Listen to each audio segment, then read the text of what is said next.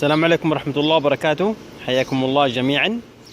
أقدم لكم خاتم عقيق مصور، خاتم عقيق مصور يماني بمنظر طبيعي، كأنه عبارة عن جبال، كأنه المنظر عبارة عن جبال، ولكن ما شاء الله منظر جميل جدا.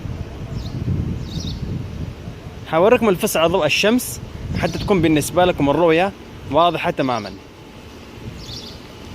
وهذا العقيق المصور اليماني على ضوء الشمس، سبحان الله، كأنه مثل الجبال أو يعني منظر صحراوي.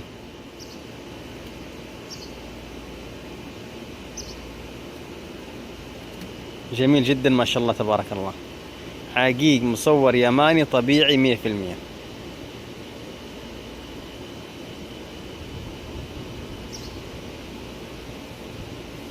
سبحان الله. حتى كده لو وجهنا الفص كده على ضوء الشمس زيادة حتى تكون بالنسبة لكم الرؤية واضحة.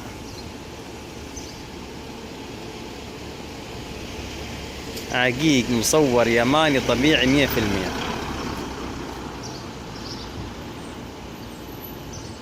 لاحظوا كيف المنظر.